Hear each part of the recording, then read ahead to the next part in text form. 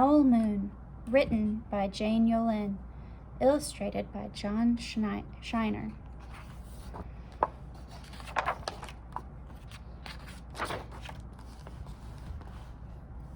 It was late one winter night, long past my bedtime, when Pa and I went owling. There was no wind.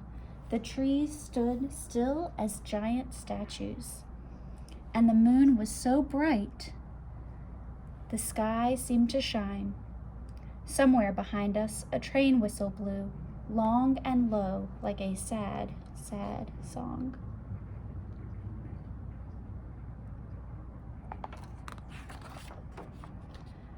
I could hear it through the woolen cap Pa had pulled down over my ears. A farm dog answered the train, and then a second joined in. They sang out trains and dogs for a real long time. And when their voices faded away, it was as quiet as a dream. We walked on toward the woods, Pa and I.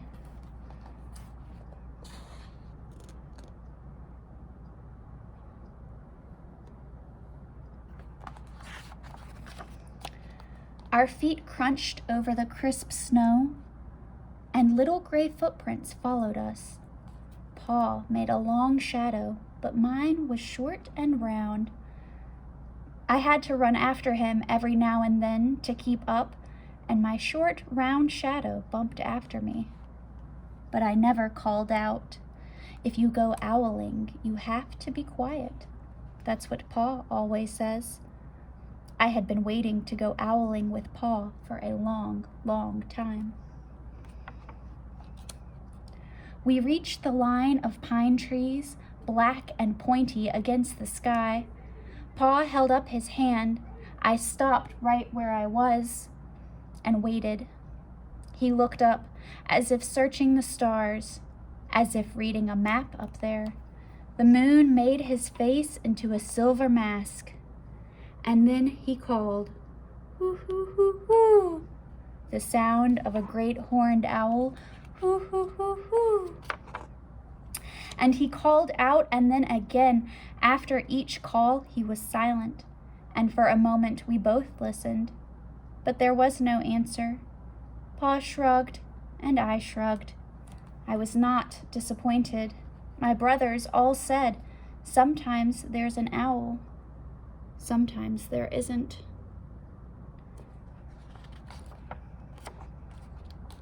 We walked on. I could feel the cold as if someone's icy hand was palm down on my back. And my nose and the tops of my cheeks felt cold and hot at the same time. But I never said a word. If you go owling, you have to be quiet and make your own heat.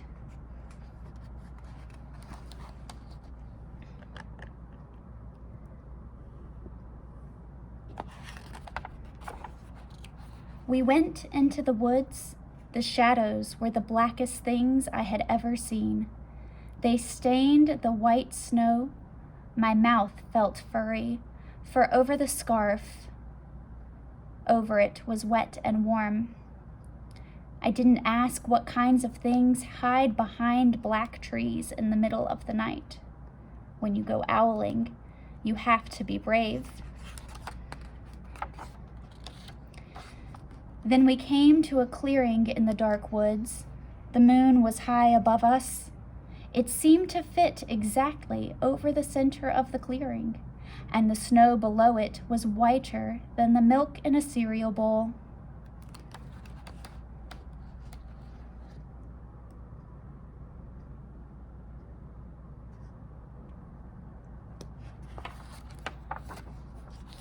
I sighed, and Pa held up his hand at the sound. I put my mittens over the scarf, over my mouth, and listened hard. And then Pa called, hoo, hoo, hoo, hoo, hoo, hoo, hoo, hoo. I listened and looked so hard my ears hurt and my eyes got cloudy with the cold. Pa raised his face to call out again, but before he could open his mouth, an echo came threading its way through the trees. Hoo, hoo, hoo, hoo.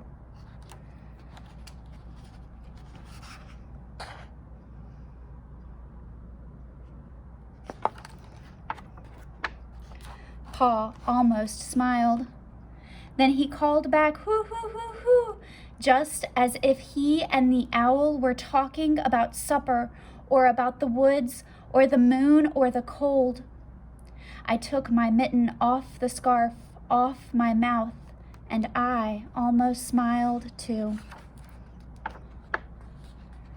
The owl's call came closer from high up in the trees on the edge of the meadow. Nothing in the meadow moved. All of a sudden, an owl shadow, part of the big tree shadow, lifted off and flew right over us. We watched silently with heat in our mouths, the heat of all of those words we had not spoken. The shadow hooted again.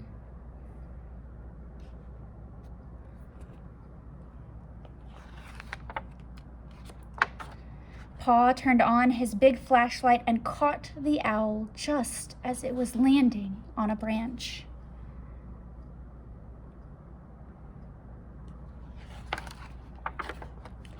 For 1 minute, 3 minutes, maybe even 100 minutes, we stared at one another.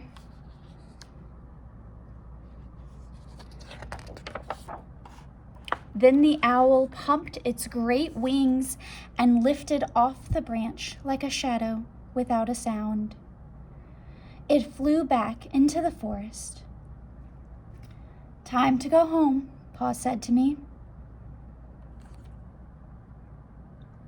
I knew then I could talk. I could even laugh out loud, but I was a shadow as we walked home.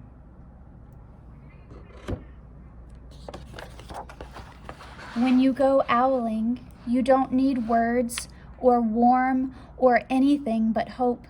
That's what Pa says. The kind of hope that flies on silent wings under a shining owl moon.